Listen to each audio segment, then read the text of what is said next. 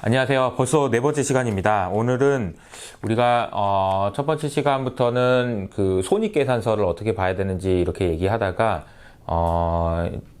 그 재무상태표 뭐 이런 여러 가지 이제 순이익, 영업이익 어떻게 봐야 되는지, 중간에 끼어드는 약간 잡음 이런 거 어떻게 봐야 되는지까지 완전히 정말 깔끔하게 정리해 주셨고, 지금부터는 사실 이것도 회사의 실질을 보기 위해서 굉장히 중요하다고 할 수 있는 현금 흐름표에 대해서 오늘은 좀 설명을 좀 들어보겠습니다. 현금 흐름 저도 공부할 때 되게 어려웠던 것 같아요. 근데 한번 좀 오늘 대표님 기대합니다. 네. 저도 이제 외부에 뭐 강의를 좀 나가보면 대부분 현금 흐름표를 좀 많이 어려워들 하시고, 최근에 이제 그 모 대기업에 계신 분인데, 네. 제 책을 보고 그 현금 흐름표 부분에 대해서 계속 질문을 주시고, 신문 기사에 현금 흐름과 관련된 신문 기사가 있으면 질문을 주시는데, 며칠 전에 저한테 또 카톡을 지금 여러 번 저하고 통화도 하고 저한테 카톡을 주셔가지고 제가 또 전화도 드리고 설명도 많이 해드리고 했는데, 네. 며칠 전에 또 카톡을 주셨는데, 유튜브 촬영 때문에 도저히 그 카톡을 들여다볼 시간이 안 돼서 지금 카톡을 안 들어보고 있습니다. 아마 그분이 지금 이 유튜브를 이제 보시면, 김 대표가 이 유튜브 촬영 때문에 좀 자료 준비하느라고 바빠서 내 카톡을 안 읽어줬구나. 내가 미워서 그런 게 아니구나. 그렇게 이제 생각을 해주시면 될 것 같습니다. 누구신지 모르겠지만 꼭 봐주시기 바랍니다. 저는 뭐 하여튼 카톡 보내주시거나 전화 주시거나 이메일 주시면 최대한 시간을 내서 친절하게 설명을 해드리는 걸로 유명한 사람입니다. 그래서 이제 이 기업의 경영 활동은 크게 봐서 이제 세 가지로 볼 수가 있거든요. 네. 그러니까 영업 활동, 그다음에 투자 활동, 재무 활동 이렇게 이제 나눠 볼 수가 있습니다. 그래서 현금 흐름도 거기에 맞춰서 이제 영업 활동 현금 흐름, 투자 활동 현금 흐름, 네. 또 이제 재무 활동 현금 흐름 이제 이렇게 나누죠. 그래서 이제 영업 활동 현금 흐름은 글자 그대로 이제 뭐 영업 활동을 통해서 회사에 캐시가 들어왔느냐 나갔느냐 이제 그걸 측정하는 거고, 투자 활동은 뭐 어떤 설비 그 유형 자산 투자를 한다든지 아니면 단회사의 지분 투자, M&A를 한다든지 뭐 종속기업 투자를 한다든지 또 이제 관계기업 투자를 한다든지 어떤 전략적 제휴 투자를 한다든지 뭐 이런 등등등. 뭐 은행에 뭐 그 단기 금융 상품 예치를 한다든지 뭐 또 은행 예치한 걸 찾는다든지 말 그대로 투자한 거죠. 그렇습니다. 예. 뭐 재무 활동은 이제 뭐 회사채를 발행한다든지 뭐 주식을 발행한다든지 또 뭐 배당을 이렇게 지급한다든지 뭐 이런 것들을 이제 재무 활동이라고 하거든요.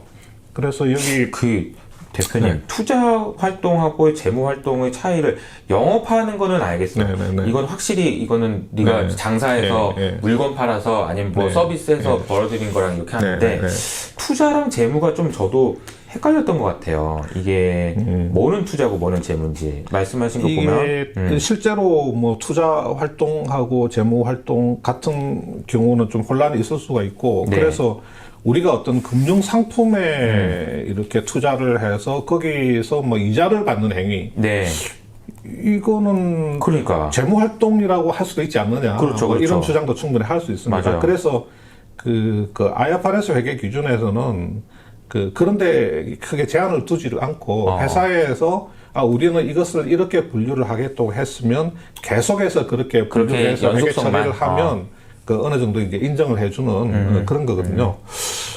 그래서 뭐 여기 이제 이 표가 지금 KMW의 그 연결 현금 흐름표인데, 보시면 영업활동 현금 흐름에 이게 보시면 이자가 있습니다. 이자 수치.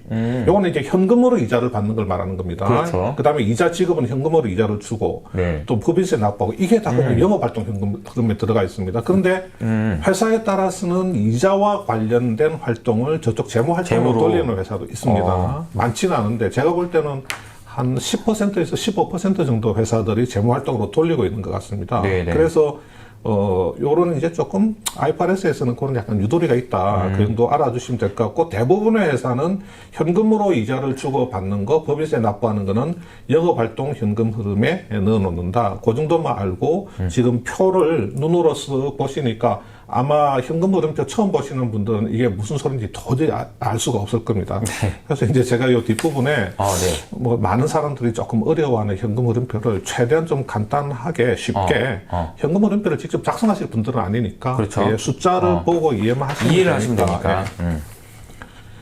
자, 이제 우리가 손익계산서 설명을 드릴 때 제일 위에 이제 매출에서부터 시작해서 뭐 영업 비용을 빼고 영업 이익을 계산하고 또 영업외의 수익을 더해주고 영업외의 비용을 빼고 뭐 법인세를 빼서 단기 순이익을 낸다 이렇게 이야기를 했잖아요. 그러면 손익계산서에서 제일 마지막에 산출해낸 저 단기 순이익이라고 하는 게 모두 현금인가? 사실은 이게 모두 현금인 회사는 제가 알기로는 이 지구상에서는 아마 없을 겁니다. 그렇죠. 예를 들어서 정수기 그 유통 판매 업체가 그 정수기 한 대를 10만 원에 외상으로 사와가지고 이걸 소비자한테 15만 원에 외상으로 팔면 분명히 손익계산서에서는 매출액 15만 원 빼기 매출 원가 10만 원 해서 매출 이익으로 5만 원을 계산을 해놨겠죠. 그런데 이 거래에서는 현금 흐름은 전혀 없습니다.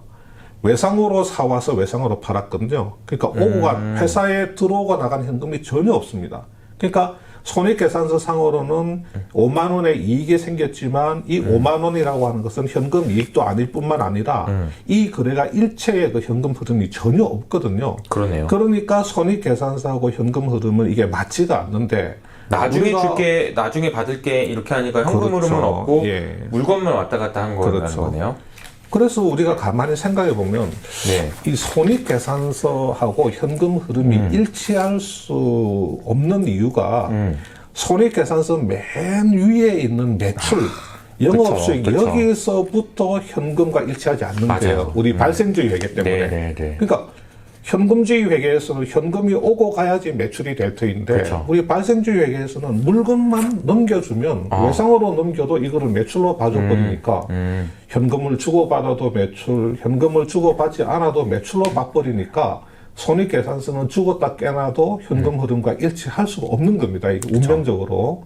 그래서 이 손익계산서에 기반을 해서 현금 흐름을 잡아나가는 교정 작업을 해야 되는 겁니다. 그러니까 손익계산서 맨 아랫단에 있는 단기순이익이라고 하는 놈을 가지고 여기서부터 시작해서 현금 흐름으로 교정을 시켜 나가줘야 되거든요. 그러면 이제 우리 31페이지에 보시면 우리가 이 단기순이익을 산출할 때 이 비용은 마이너스로 작용하잖아요.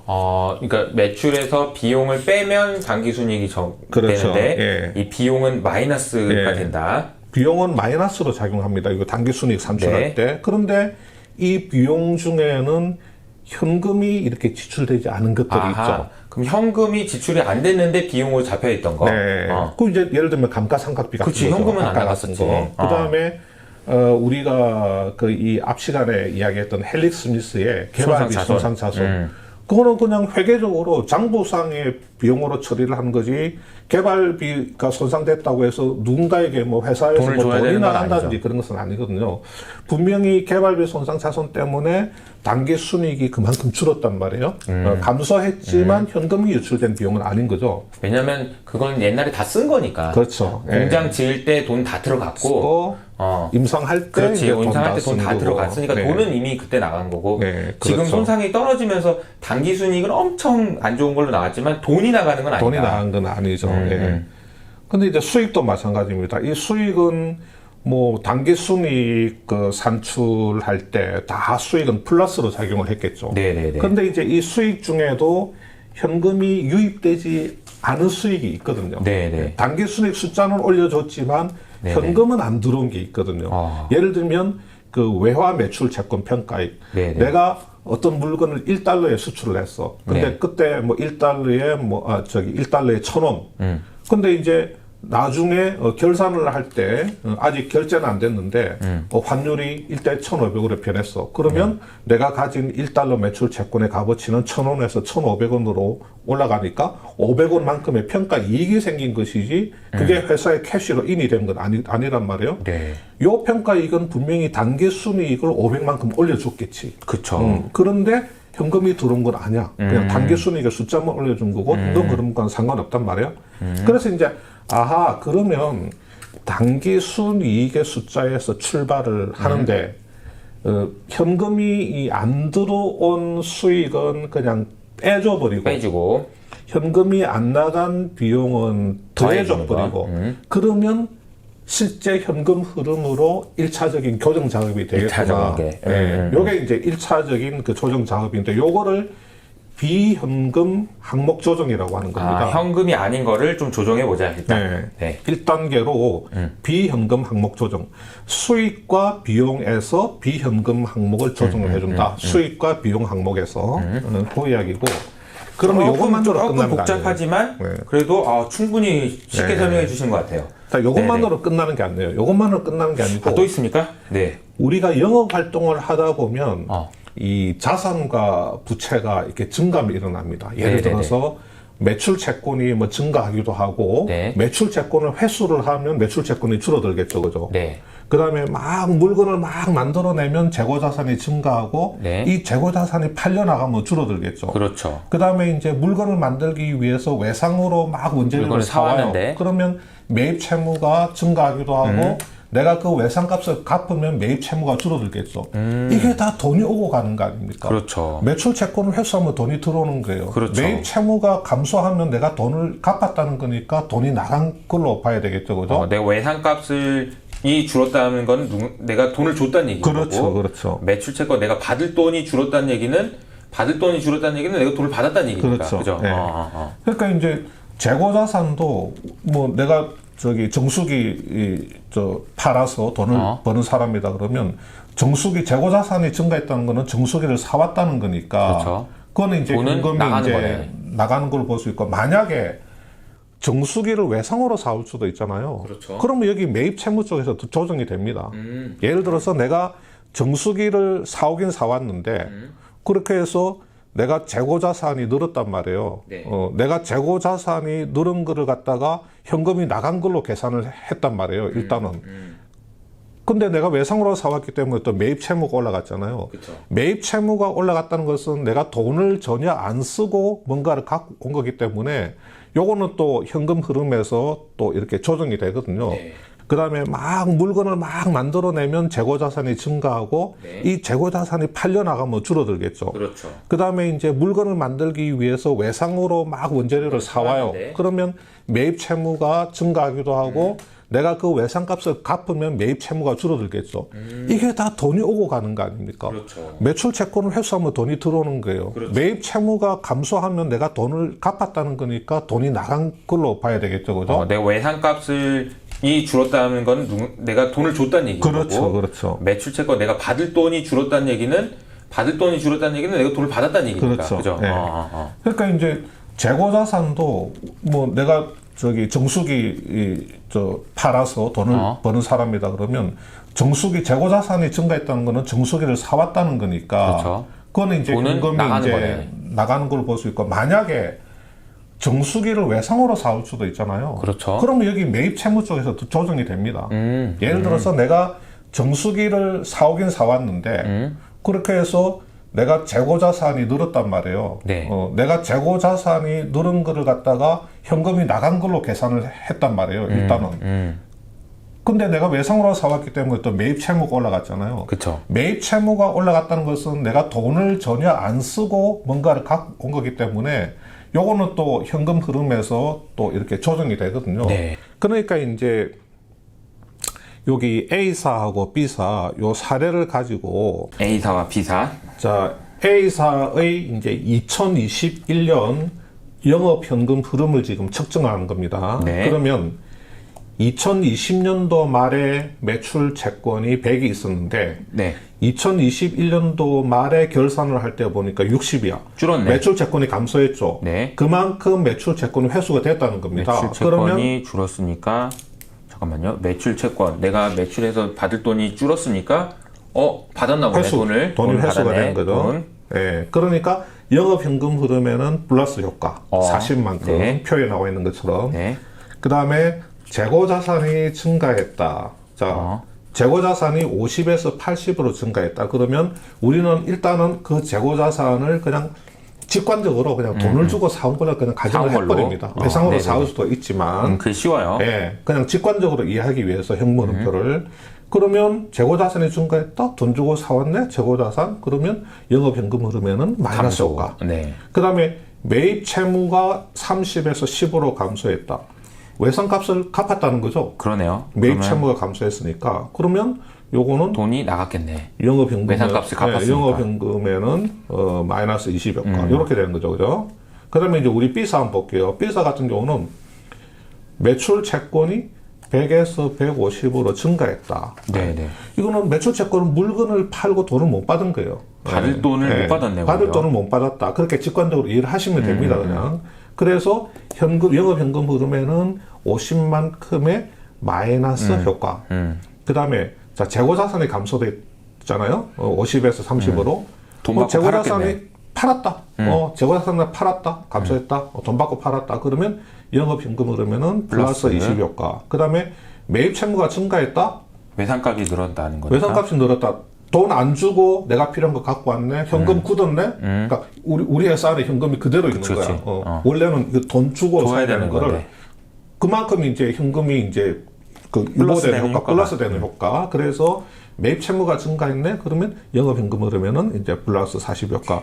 이런 식으로 이해하시면 매출 채권의 증감, 재고자산의 증감, 매입 채무의 증감이 다 현금 나가고 들어오는 것하고 이제 관련이 있다. 야, 근데 네네네. 이제 뭐 예를 들어서 그러면 재고자산 외상으로 사온 거는 만약에 재고자산이 증가했다고 해버리면 현금이 감소하는 걸로 카운트 되니까 그건 왜곡 아닙니까? 그거는 매입 채무에서 교정이 돼요. 외상으로 사면 매입 채무에서 그거를 재고자산 쪽에서 현금 잡아준 거를 매입 채무 쪽에서 또 교정을 해줍니다. 요것들이 전부 다 그렇게 교정 작업을 다 하게 돼 있으니까 네네. 그냥 직관적으로 이해하시면 돼요. 네, 이거 그냥 이렇게 직관적으로. 해서 외우시면 될 것 같아요. 예. 매출 채권, 재고자산, 매입 채무 이거 요거 뭐 되는 거에 외울 따라서 것도 없습니다. 그냥 외상값이 뭐 이렇게 생각하면 금방 나오긴 네. 하네요. 그래서 현금 흐름은 이렇게 추정을 하는 게 두 단계에 걸쳐서 네, 첫 번째 단계는 뭐였죠?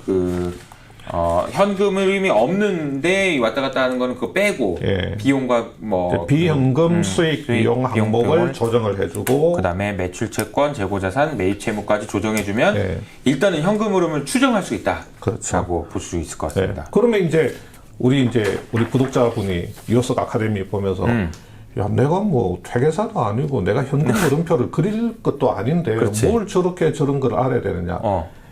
현금 흐름표를 그리기 위해서 알아야 되는 게 아니고 회사의 현금 흐름이 어디서 문제가 생겼느냐, 무엇이 문제가 생겼느냐, 그런 원인 파악을 하기 위해서는 이걸 기본적으로 이해를 하고 현금 흐름표의 개별적인 항목들을 보면 우리 회사에서 어떤 부분이 문제가 있다. 매출 채권이 문제다, 재고자산이 문제다, 매입 채무 쪽이 문제다, 아니면 어떤 뭐 다른 부분의 수익과 비용 쪽에 어떤 문제가 있다. 그래서 우리 회사 캐시플로우를 개선시키기 위해서는 어떤 방안이 필요하다. 이런 게 다 나오게 됩니다. 예. 그래서 요거를 공부하는 거지. 현금 흐름표를 단순히 필요가 있는 겁니다, 회계적으로 뭐 이렇게 한번 만들어 보고 이렇게 그냥 이론적으로 배워보자 그런 차원이 아니거든요. 네네네. 그래서 우리 다산 네트워크스의 2020년도 연결 현금 흐름표를 한번 보면 한번 보세요. 자, 2020년도 단기 거를 보면 분명히 단기 순이익에서 출발을 했는데 단기 순이익은 298억 원 적자입니다. 여러분 현금 흐름표는 일단 순이익에서부터 시작합니다. 이렇게 쭉 순이익 여기에서 시작해서 이제 시작하는 거예요. 근데 맨 마지막으로 바로 가볼게요. 영업으로부터 창출된 현금은 279억이나 플러스입니다. 굉장히 크게 오히려 영업 좋아진 현금은 거네요. 크게 플러스가 돼 있잖아요. 분명히 단기 순이익은 한 290억 그 적자였는데 그러면 이제 가만히 보면 비현금 수익 비용 조정이 526억으로 아주 이제 좋게 작용을 한 거죠. 그러네요. 요거 비현금 흐름 수익 비용 조정은 대부분은 크게 플러스가 납니다. 왜냐하면 그 우리 뭐 감가상각비라든지 돈이 안 나간 비용들이 문장 많거든요. 그래서 돈이 안 나간 비용들은 다 더해줘야 되잖아요. 그래서 비현금 수익 비용 조정은 대부분은 숫자가 크게 플러스로 나옵니다. 그 다음에 이제 영업활동 자산 부채에 가보니까 매출 채권도 보니까 영업현금 흐름에 60 플러스가 작용했네. 그러니까 매출 채권 회수를 잘 했구나. 재고자산이 78억 마이너스로 된 걸 보니까 재고자산이 좀 늘었네. 네. 또 매입 채무는 플러스 61로 작용했으니까 돈 안 주고 많이 확보했구나. 이제 그런 거 우리가 알 수가 있는 거죠. 그래서 이제 이런 요소들이 작용을 해서 큰 단기 순손실에도 불구하고 영업현금 흐름은 좋다. 그래서 이제 우리가 이런 회사를 판단할 때 회계적인 어떤 숫자만 볼 게 아니고 회사의 캐시플로우를 보면서 그 회사를 한번 판단해 볼 필요가 있다. 사실은 어떻게 보면 회계적인 숫자보다는 회사의 캐시플로우가 이제 더 중요할 때가 있거든요. 그것이 영업을 잘했는지 여부를 판단하기에 오히려 더 중요할 수 있다는 거죠. 그렇습니다. 네. 그리고 이제 여기 비현금 수익 비용 조정하고 또 영업활동 자산 부채 변동을 조정을 해서 뽑아낸 숫자는 우리가 영업으로부터 창출된 현금이라 그러고 여기에 이게 영업활동이 맞나 싶은 이자 수치 또 이자 지급 또 법인세 요거까지 여기다가 딱 갖다 붙이게 되면 최종적인 영업활동 현금 흐름이 나오게 됩니다. 그러니까 요거 지금 표에 나와 있는 거는 이걸 왜 하여튼 좀 이렇게 용어가 좀 헷갈리는데 요 표에 나와 있는 거는 그냥 순수하게 영업에서 창출한 현금이고 여기다가 이자 수치나 이자 지급이 있었다면 그거 계산해주고 법인세 납부까지 계산해주면 네. 우리가 영업활동 현금 완벽하게. 흐름이 얼마다 완벽하게 이제 나올 수가 있는 겁니다. 깔끔한 거죠. 네. 현금은. 뒤에 이제 주식회사 대원, 이게 아마 제가 알기로는 이제 건설업 쪽 회사하고 이게 종속회사로 다른 업종을 가지고 있는 걸로 제가 조금 약간 기억이 가물가물한데 어쨌든 간에 여기로 보면 2020년도에 보면 단기 순이익은 마이너스 100억인데 네. 영업활동 현금 흐름은 291억이죠. 네네. 예. 그래서 이게 다 가만히 보면, 비현금 항목 조정에서 플러스 210이네. 아까 제가 말씀드린 것처럼 비현금 항목을 조정하면 대부분 숫자가 크게 플러스로 나옵니다. 예. 그 다음에 밑에 보니까 운전자본의 변동돼 있잖아요. 네네. 요게 이제 우리가 앞에서 공부했던 매출 그 채권. 영업 관련 자산 부채 변동하고 똑같은 이야기입니다. 네네. 제가 운전자본 변동이 보니까 운전자본 변동도 213억이 플러스잖아요. 그러니까 단기 회계적으로는 단기 순이익을 냈지만 비현금 조정해버리고 영업 자산 부채 조정해버리니까 두 개 다 210억 플러스 213억 플러스 나오니까 최종적인 영업활동 현금은 흐름은 291억 플러스로 나왔는데 그 내용을 보니까 매출 채권 좋아요. 매출 채권 회수 이제 잘했다는 겁니다. 재고자산 조금 이제 늘었네요. 마이너스로 작은 거 보니까 매입 채무 또 이제 마이너스로 된 거 보니까 매입 채무 좀 많이 좀 갚은 걸로 이제 그렇게 보이네요. 외상을 갚은 거죠. 이런 것들을 보면서 예를 들어서 회사에서 이제 좀 캐시플로우 관리를 할 필요가 있다. 그러면 매입 채무를 조금 늘린다든지 네. 아니면 매출 채권 회수에 좀 더 박차를 간다든지 이런 식으로 이제 조정을 할 수가 있겠죠. 그죠? 이게 그러니까 이게 정말 중요하네요. 영업활동 현금 흐름을 계산해내는 방식이 순이익에서부터 이런 식으로 진행이 된다라는 겁니다. 그렇게 크게 어렵다는 생각은 안 드시잖아요. 그냥 더하기 빼기만 하면 돼요. 더하기 근데 빼기만 어떤 하시면 항목이 되는 있는지 겁니다. 이런 거를 아시면 되고 우리가 이제 캐시플로우는 최근에 이제 현금 흐름을 기반으로 한 그 밸류에이션도 많이 하기 때문에 굉장히 좀 중요합니다. 맞습니다. 특히나 영업활동 현금 흐름이라고 해서 우리가 오퍼레이팅 캐시플로우 그래서 OCF라고도 많이 하는데 CFO라고도 많이 하고 이 흐름은 굉장히 좀 중요하게 만약에 투자하실 때도 활용하시는 게 필요합니다. 네. 그다음에 이제 그 밑에 투자활동 현금 흐르면 아주 직관적으로 바로 알 수 있습니다.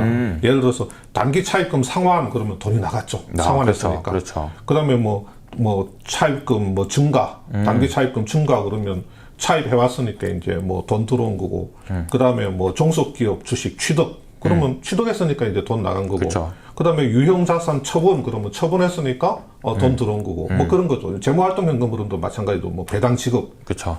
아니면 유상증자 돈 들어오죠. 예, 돈 들어온 거 배당 지급하면 돈 나가는 거고. 돈 나간 거고. 재무활동 이런 거는 이제 투자활동 이런 거는 바로 직관적으로 알 수 있는데 다만 이제 영업활동 현금 흐름을 이렇게 단기 순이익에서 출발하는 간접법으로 이렇게 조정을 할 때, 이제 우리 일반 이제 이렇게 공부하시는 분들이 뭐 다소 이제 조금 어려울 수 있다. 헷갈리시는데, 뭐 사실 실제 또 현금 흐름표를 보면 이거 말고도 많은 항목들이 있습니다. 그쵸. 이제 영업활동 현금 흐름에. 근데 뭐 이렇게 회계사 제일 중요한 것만 딱 알짜배기만 네, 꼽아서 네. 이렇게 설명을 해주신 것 같습니다. 뭐 그렇게 회사에 뭐 회계 업무 하시는 분 아니고 회계사 그럼요. 공부하시는 지금 분 우리가 아니면 회계하려고 하는 거 아니고 네. 투자하려고 하는 거니까. 자, 대우조선해양이 이제 옛날 그 대형 분식 회계 사건으로 아이고, 이제 크게 이거 문제가 옛날 얘기. 됐었잖아요. 네. 한숨이 나오는. 그때 이제 처음에 발표되기로는 12년, 13년, 14년에 영업이익이 4,800억, 4,400억, 또 4,700억 이 3개년 동안에 4천억 원대 영업이익이 나왔다고 발표를 했는데 영업현금 흐름을 보니까 영업현금 흐름은 다 적자예요. 그때 당시에도. 네. 네, 9,900억 적자고 2013년에는 4,400억 영업이익이 났는데도 영업현금 흐름은 오히려 1조 1,900억의 영업현금 흐름 네거티브고 2014년에도 뭐야 이거 4,700억 영업이익 났다고 했는데 영업현금 흐름은 네거티브 또 5,600억이고 뭔가 야 이거 이렇게 회계상의 이익하고 영업현금 흐름이 다를 수는 있지만 이렇게까지 계속해서 오랫동안 이 그러게요. 차이가 나는 건 문제예요. 우리가 일시적으로 차이는 날 수 있지만 시간이 지나면서 바로 이렇게 교정이 되거든요. 그래서 이제 그때 손익계산서 상으로는 해마다 4천억 정도의 영업이익이 났는데 현금 흐름하고 너무 차이가 나니까 그때 이미 사람들 사이에서 많은 말들이 있었어요. 아, 저거 이상하다 해서 좀 그 회계적으로 문제가 있는 거 아니냐. 근데 아무도 드러내놓고 이야기를 못 하는 거예요. 그때 이제 심지어 뭐 어떤 경제지에서는 네. 삼성중공업이나 그 현대중공업은 그때 적자를 꽤 내고 있었거든요. 네, 네. 대우조선해양만 유일하게 흑자를 내는 거예요. 그래서 특집 기사로 대우조선해양 경쟁력의 비밀을 해서 임원들 인터뷰하면서 이 대우조선만이 가지고 있는 뭔가 경쟁력이 있다는 식으로 특집 기사가 나갈 정도로 했는데 나중에 그 검찰 수사받고 그 감독원 감리 받으면서 드러난 거는 이게 전부 영업 손실. 2013년 같은 경우는 거의 4,400억 영업이익이 아니라 1조 100억의 영업 손실. 뭐 2014년에도 4,700억 영업이익이 아니라 5,650억 영업 손실. 이런 식으로 이제 다 이제 교정이 됐던 거죠. 저도 2013년, 14년 이때 대우조선해양 탐방을 되게 많이 나갔어요. 아, 그래서 저도 이거를 리서치 많이 했어요. 왜냐하면 뭐 주식 트레이딩을 하는 것도 있고 제가 기업 전에 있었던 기업은행에서 대우조선해양을 들고 있었어요 그때. 왜냐면 그 뭐지 정부에서 이렇게 돈 대신 이걸로 주고 막 이런 게 있었어요. 근데 그때마다 IR 그 부장님이 너무 현란하게 야 이렇게 되고 경쟁력. 대우조선만이 야, 가진 독자적인 경쟁력. 야 그래서 저는 그때 어린 마음에 그런가 보다. 진짜 그랬었어요. 그리고 제도권에서 일하는 사람들은 분식회계 이런 말을 함부로 입에 꺼낼 수가 없어. 그럼요. 이거는 되게 그 영민이지. 이런 건 말 못하지. 그러니까 저기 뭐 제야 쪽에서 있는 사람들도 이제 뭐 개인 블로그 같은 거 하는 자유인들은 막 이렇게 말해도 되지만 제도권에 있는 사람들은 자기 개인 블로그나 뭐 SNS 상에서도 못하죠. 뭐 의심스럽다는 말조차도 이제 꺼낼 수 있는 분위기 아니니까. 대우조선해양이 이런 회사를 볼 때 현금 흐름을 보면 이건 극단적인 케이스긴 하나 그래도 어느 정도 관람할 수 있는. 그래서 이제 이 이후로 이제 회계상의 이익하고 현금 흐름하고 차이가 많이 날 경우에는 굉장히 주의 깊게 파봐야 된다는 이제 그런 컨센서스가 형성이 된 거죠. 네. 이제 이때 처음으로 회계상의 이익하고 현금 흐름이 차이가 많이 나면 굉장히 문제가 있을 수 있다 네. 하는 그런 강한 인식도 이제 생기게 된 거고. 큰 사건이었죠. 네. 근데 이제 지금 말씀드린 KMW 같은 경우는 네. 이게 아주 재밌는 케이스예요. 이게 뭐냐면 이거 봐, 2019년에 네. 자, 손익계산서, 그러니까 네. 회계상으로는 6,800억 매출에 네. 1,300억 영업이익에 1,000억 당기순이익이 났단 말이죠. 네네네. 그런데 캐시플로우를 보니까 영업활동 현금 흐름이 마이너스네. 작기는 하지만 마이너스예요. 마이너스 37억이거든. 아니 영업이익이 1,300억, 당기순이익이 1,000억이 났는데 영업현금 흐름은 마이너스다. 그렇죠? 그래서 이제 보니까 어디서 빵꾸가 났나 보니까 영업활동 자산 부채 변동에서 마이너스 1488억. 이게 굉장히 크게 작용을 했단 말이죠. 네. 보다시피. 그래서 그러면 자산 부채 중에 어디가 문제가 있어서 빵꾸가 났나 보니까 매출 채권이네. 매출 채권이 증가를 해서 캐시플로우에 그 네거티브하게 작용됐는데 그게 1314억이란 말이죠. 그러니까 여기서 이제 의심이 생기는 거지. 이놈들 이거 허위 매출 채권 아니야? 그러니까 이제 막 허위 거래처에 막 외상 매출했다고 해서 막 매출 채권 잡아놓는 거지. 근데 회사 돈은 없어. 영업 활동은 오히려 영업 활동을 통해서 캐시 아웃 돼 버린 거지.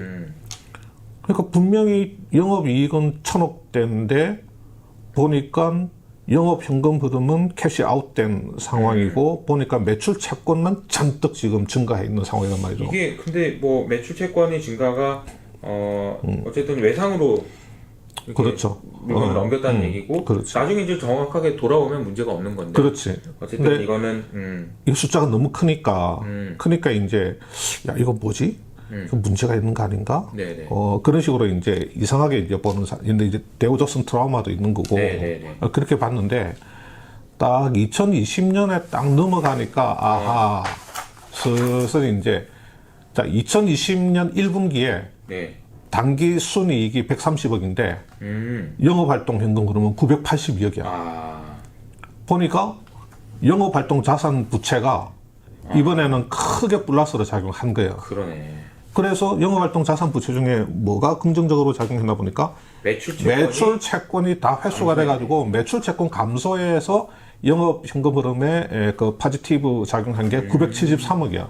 그러니까 이 친구들이 통신 장비를 만들다 보니까 나도 이제 정확하게는 모르겠지만 통신 장비를 만들 때는 뭐 자기 돈 이제 막 이렇게 들여가지고 만들고 납품하고 그 납품한 거를 결제받고 회수하는 데까지 그 시간이 이제 좀 장기적으로 걸렸던 거고 이 친구들 거래처는 굉장히 우수한 뭐 삼성전자 비중도 높고 해외에 이제 좀 유명한 뭐 거대 그 통신업체들이니까 적어도 이 친구들은 떼일 우려가 없지. 떼일 우려가 없으니까 오히려 결제 조건들을 그 사람들한테 좋게 해줄 수가 있단 말이에요.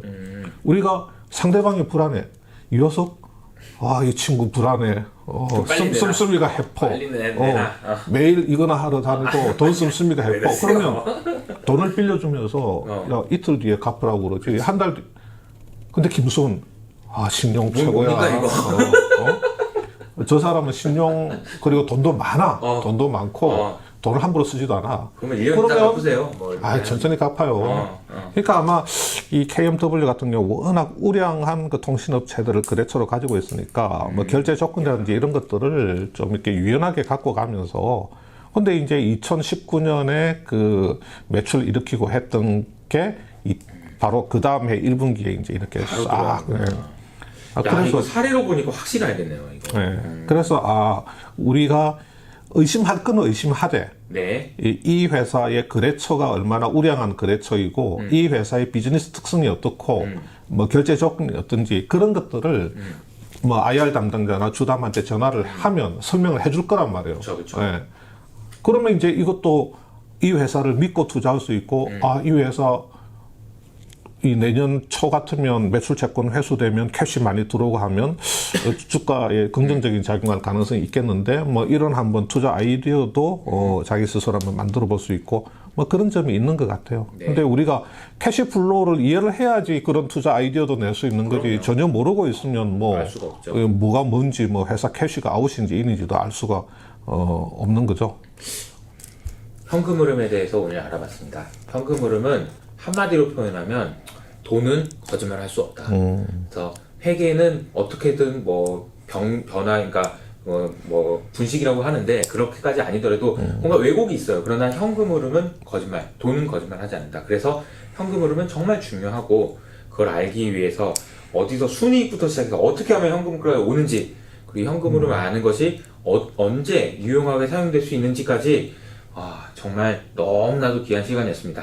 감사합니다. 이제 캐시플로우는 이제 딱 완전, 이제 뭐 우리 구독자분들도 감 잡으셨을 완전 때요. 잡으셨어요. 네. 아, 이거 현금 흐름을 이렇게 설명해 주시다니 너무 감사합니다. 마지막에 이우석이 좀 신용도가 낮다. 그 예시는 조금 안 좋았지만 네, 그 편집 편집 안 해도 돼요. 편집 안 해도 돼. 너무 재밌게 잘해 주셨습니다. 감사합니다, 대표님. 감사합니다. 안녕.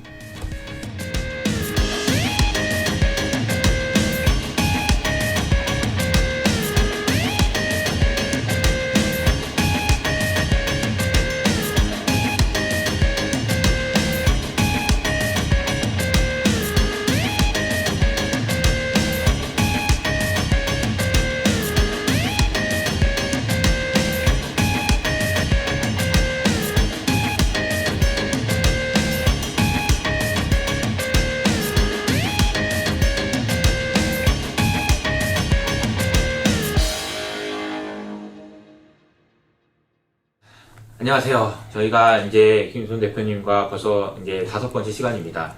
제가 회계를 대표님한테 배워야 되겠다라고 생각하고 잘 왔어요. 정말 너무 잘 배우고 있고요.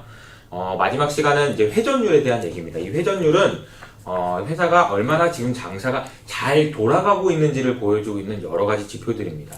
그래서 나누기만 할 줄 알면 돼요. 사실 이거 계산할 때 별거 아닙니다. 여러분 한번 좀 배워보시죠. 시작할게요.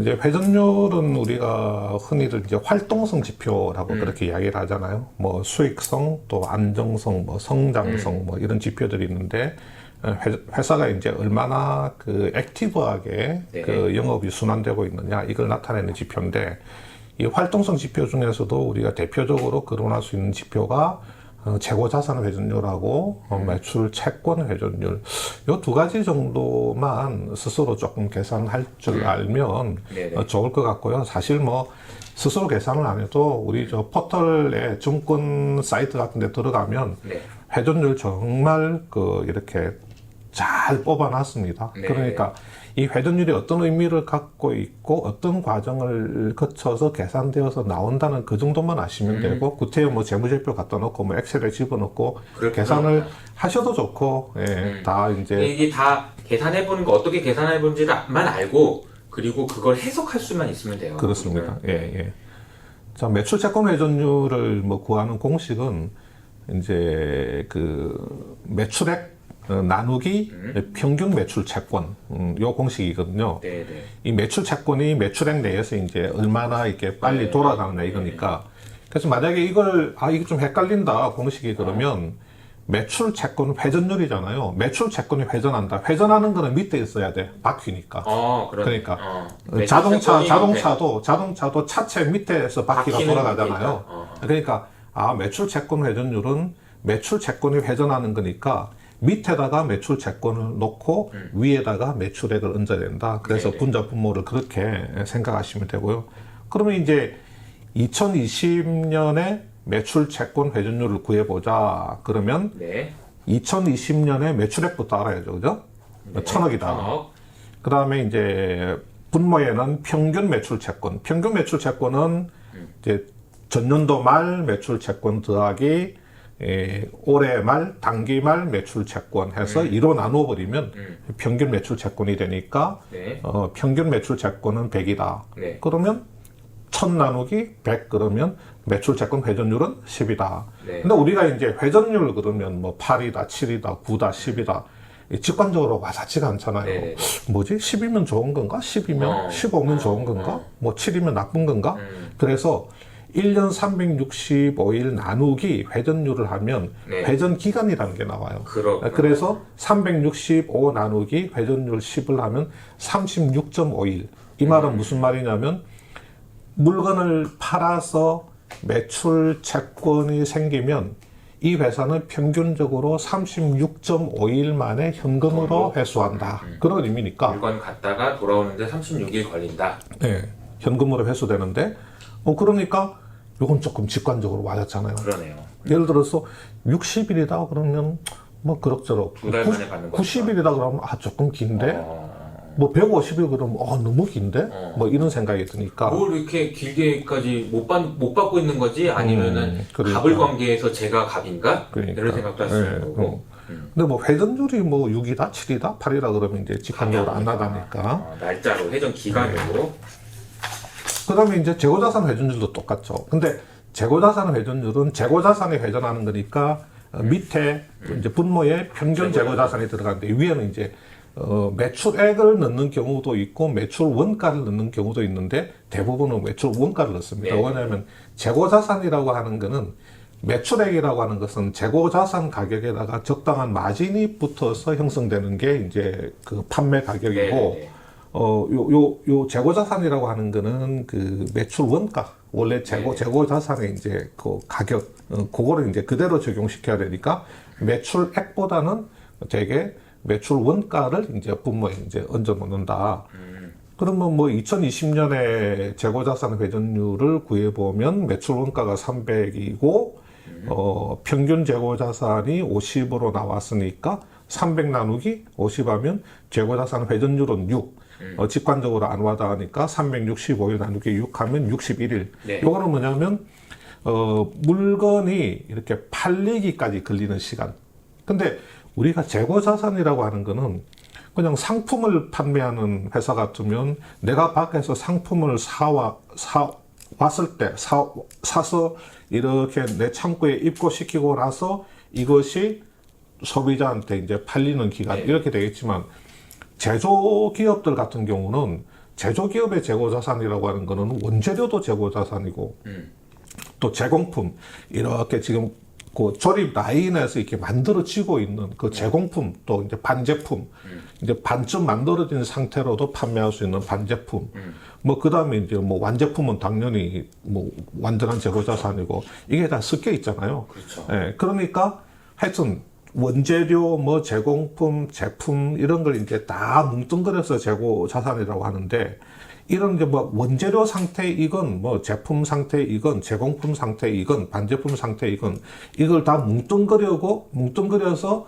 이것이 완제품으로 만들어져서 판매되기까지 걸리는 평균 시간 그걸 이제 제조기업 기준으로는 61일이다 이렇게 볼 수 있는 거죠. 네. 조금 뭐 유통업체하고는 이제 약간은 차이가 있는데 뭐 이걸 뭐 너무 그렇게 크게 구별 안 하셔도 돼요. 그냥 회사가 물건을 만들어서 판매하는 데까지 걸리는 시간이 61일이다. 이제 이렇게 생각을 하시면 되고 그래서 이제 우리가 요 재고자산 회전 기간하고 매출 채권 회전 기간 둘을 합쳐서 영업 순환 주기라고 합니다. 그래서 이제 요 그림에 보시면 재밌네요. 자, 원재료 구입에서부터 딱 판매되는 그 시점까지, 그러니까 매출 채권이 발생하는 그 시점까지가 재고자산 회전 기간이고 매출 채권 발생 시점으로부터 딱 현금 회수까지가 매출 채권 회전 기간. 그러니까 요거 두 개를 더하면 영업순환 주기가 나오죠. 그래서 어떤 회사는 뭐 영업순환 주기가 뭐 60일일 수도 있고 90일일 수도 있고 뭐 짧은 회사는 뭐 한 3, 40일일 수도 있고 또 이제 한 회사에서 야 올해 영업순환 주기를 한번 뽑아봐라. 그래서 올해 뭐 한 65일입니다. 작년에는 한 50일입니다. 그러면 왜 올해 이렇게 15일이나 늦어졌지? 뭐 원인 파악을 해봐라. 그래서 영업순환 주기에 어떤 문제가 생겼는지 그런 것도 파악해 볼 수가 있고 제가 계산을 해보면 회사가 뭐 너무나 당연한 이야기지만 좀 어려운 회사 있잖아요. 어려운 회사들은 제일 먼저 영업순환 주기부터가 길어집니다. 영업순환 주기부터가. 그래서 우리가 영업순환 주기 같은 경우는 어떤 회사의 뭐 현 상황을 파악할 때 가장 기본적으로 한번 쓱 이렇게 계산기 두들겨 가지고 옛날에 비해서 이 회사의 매출 채권이나 재고자산이 어떻게 회전되고 있고 영업순환 주기는 어떻게 길어졌느냐 짧아졌느냐 무슨 문제가 있느냐 이런 것들 체크해보고 또 캐시플로우 들어가 가지고 뭐 매출 채권의 뭐 증가세라든지 이런 거 재고자산 문제 뭐 이런 것들 좀 봐도 되고 또 이제 그 우리 그 쿠팡 이번에 이야기할 때 제일 많이 하는 이야기가 쿠팡 그 영업현금 흐름이 좋아졌다고 해서 봤더니 매입 채무를 많이 늘려서 캐시플로우를 개선시켰네 그런 이야기 많잖아요. 맞아요. 그래서 사실은 재고자산을 빨리빨리 팔고 거기서 발생된 매출 채권을 빨리빨리 회수를 해서 영업순환 주기를 계속 개선시키면서 그 현금 유동성을 높이고 거기에서 이제 캐시플로우를 개선하는 게 그게 제일 좋죠. 그게 제일 좋은데 매입 채무를 늘려서 외상으로 뭔가 물건을 많이 개선시키는 가져다니니까. 거는 어떻게 보면 약간 시간이 좀, 지나면 또 그것도 다시 줘야 될 거니까. 그죠? 좀 뭐 그렇게 영업 현금 흐름이 좋아도 그렇게 내용을 까보면 좋은 현금이라고는 할 수는 없는데 다만 이제 이런 거는 있어요. 저 같은 경우는 뭐 쿠팡을 일부러 쉴드 치려고 하는 건 아니고 네. 저도 뭐 쿠팡 그렇게 썩 좋아하진 않지만 쿠팡이 일부러 상장을 시키려고 현금 흐름을 좋게 만들려고 결제 기일을 일부러 늘렸느냐 그게 아니고 이 친구들은 원래 처음에 지들이 하던 대로 딱 그 기간에 맞춰서 했는데 뭐 워낙에 이제 뭐 좀 매출이 늘어나고 장사가 잘 되다 보니까 그래서 매출이 늘어나는 만큼 어느 정도 비례해서 늘어난 거다.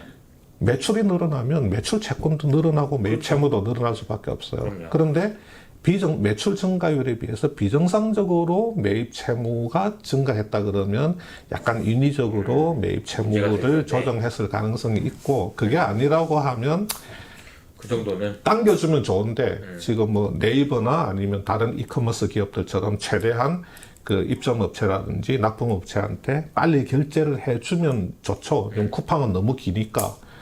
그런데 상장하려고 인위적으로 뭐 결제를 놓쳤다 이런 부분은 우리가 좀 정확하게 확인을 하고 이야기를 할 필요가 영업순환주기 보니까 제가 왼쪽에 재고자산 회전 기간은 물건을 만들어서 판매하고 그런데 얼마나 빨리 하느냐 잘하느냐 근데 완성품을 만들었는데 판매가 안 돼. 이것도 영업순환주기를 길게 만드는 요인이고 그렇죠. 내가 만들어서 팔았는데 돈이 안 들어와. 이것도 뭔가 문제가 있다는 얘기예요. 그렇죠. 그러니까 순환주기가 길어진다라는 것 자체가 회사가 지금 뭔가 사업이 잘 안 되고 있다거나. 근데 이제 반대로 짧아진다는 얘기는 만드는 족족 다 팔려. 그리고 빌려간 사람도 돈 외상으로 가져간 사람 빨리빨리 가져와. 그런 얘기는 그렇지. 물건이 아주 잘 팔린다는 얘기예요. 그죠? 맞아요. 너무 딱 와닿네요. 네. 그리고 이제 우리 그 뒤에 42페이지에 보시면 요거는 제가 2019년도에 한번 계산을 해봤는데 자료를 찾다 보니까 옛날에 만들어 놓은 자료가 있어서 네. 업데이트를 안 하고 그냥 가져왔습니다. 시간이 없어서 그때 이제 마켓컬리하고 이마트하고 오아시스라고 네. 이거는 이제 그 새벽 배송 신선식품 그쵸. 배송하는 회사잖아요. 이 회사들 그 재고자산 그 회전 기간을 보니까 이마트가 49일로 제일 길고 네. 오아시스가 10일로 제일 빠르고 마켓컬리가 그거보다 조금 늦어서 17일이고 이마트 같은 경우는 재고자산 회전 기간이 49일이고 제가 매출 채권 회전 기간을 따져보니까 7.3일이더라고요. 네. 그러니까 매출 발생하고 나서 결제되는 때까지 한 일주일 정도. 뭐 다 이제 카드로 결제한다든지 뭐 이렇게 하는 거니까 한 일주일밖에 안 걸리는 거죠. 그래서 이제 더해보니까 한 56일 정도. 네네. 그러니까 이마트의 상품이 입고가 되어서 소비자한테 팔리고 그게 결제로 되어서 회사한테 들어올 때까지 뭐 한 2달은 안 걸린다. 네, 대충. 지금은 더 빨라졌을 것 같아요. 그래요, 아마. 지금은 여러 가지 그 유통 채널이 이제 너무 다양해졌어. 온라인 뭐 스그로도 나가고 뭐 오프라인도 나가고 하니까 이게 훨씬 더 빨라졌을 것 같아요. 그 뒤에 이제 이 회사는 제가 너무 불가사의해서 한번 갖고 와봤는데 한국정밀기계라고 있습니다. 네네. 제가 알기로는 아마 상패 심사받고 있는 기업인 걸로 알고 있는데 네네. 매출 채권 회전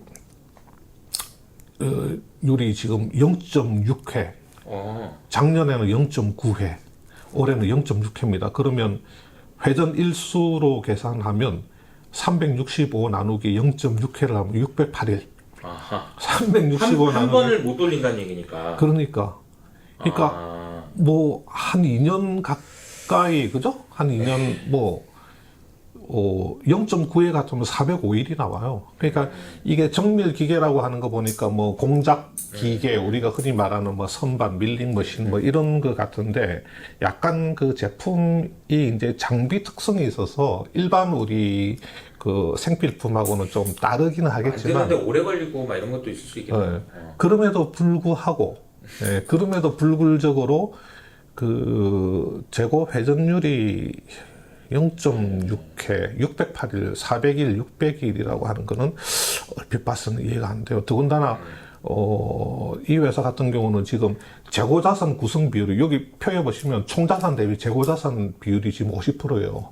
난 처음 봤어요. 그러니까 이게 만들었는데 안 팔리나 보다. 그러니까 만들는데 그렇다고 봐야죠. 그렇죠? 그렇다고 봐야지 단순히 업의 특성 때문에 이런 회전율이 나온다. 그리고 이 숫자만 봐도 이제 회전율 자체가 이게 0.9에서 0.6회로 나눠졌다는 얘기는 그만큼 아까 말씀하신 대로 405일에서 608일로 이거는 이런 상황이네요. 그러니까 이게 웃기지. 이게 회전율이라고 하는 게 뭐 10회에서 8회로 떨어졌다, 15회에서 뭐 9회로 떨어졌다 이렇게 돼야지 0.9회에서 0.6회로 떨어졌다 이런 게 대표적으로 도찐개찐. 그렇죠. 아무리 1회도 안 되는 상황에서 이 소수점을 가지고 서로 왔다 갔다. 그래서 너무 특이해서 제가 한번 가져와 봤습니다. 네.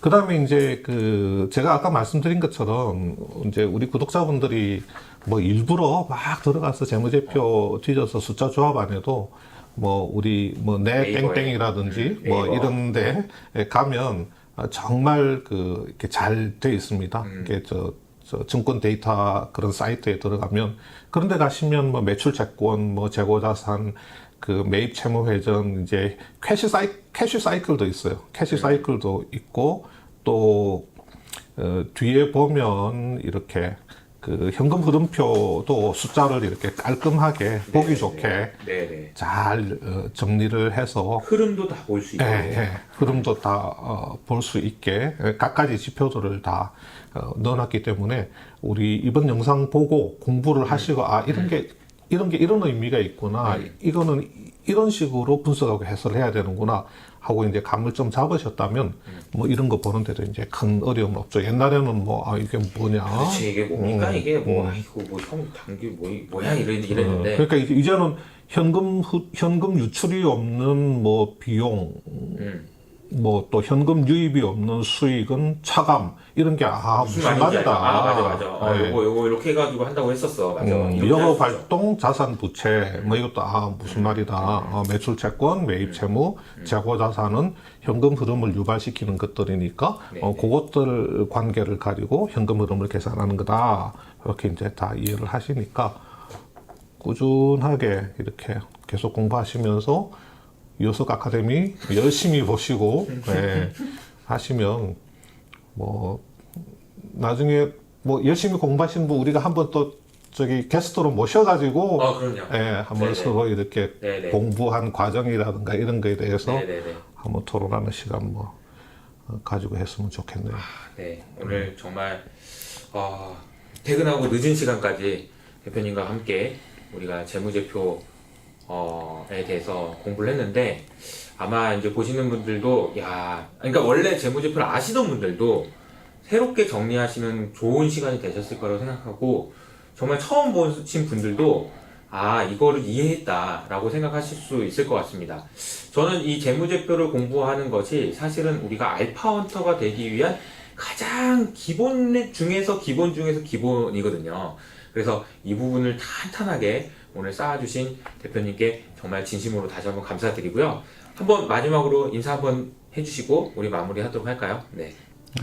뭐 이제 아까 이 팀장도 저한테 물어봤지만 저는 회계학 전공자도 아니고 또 회계사도 아니고 또 회계와 관련된 라이센스를 가진 사람도 아니고 오로지 이제 기자 생활하면서 필요에 의해서 회계 공부를 했고 어떤 좋은 계기에 의해서 이런 회계 공부를 더 열심히 할 수 있는 그런 상황들 때문에 여기까지 와서 좀 어줍잖게 좀 부실한 실력으로 많이 이제 떠든 것 같은데 영상 좀 좋게 봐주시고 또 공부하시다가 궁금한 점 있거나 그러면 저한테 이메일을 보내거나 하면 제가 또 아는 범위 내에서는 충분히 답해 드릴 수 있고 또 제가 이렇게 제가 어깨가 안 좋아서 이렇게 길게 못 써가지고 간단하게 뭐 통화로 이렇게 설명을 드릴 수도 있고 하니까 그냥 무턱대고 막 전화하거나 뭐 이메일 보내지 마시고 이거는 내가 너무 좀 알고 싶은데 좀 답답하다 그런 거 있으면 저한테 언제든지 뭐 허심탄회하게 질문 주시면 제가 아는 거면 설명을 드리고 제가 모르는 거면 다른 사람한테 물어서라도 그렇게 알려드리도록 하겠습니다. 네. 감사합니다, 대표님. 감사합니다. 너무 감사합니다. 저희 언제 이 은혜를 어떻게 갚아야 될지 제가 사는 동안 열심히 일해서 대표님께 은혜를 꼭 갚는 걸로 하고 오늘은 이것으로 마무리하도록 하겠습니다. 대표님 감사합니다. 감사합니다. 네.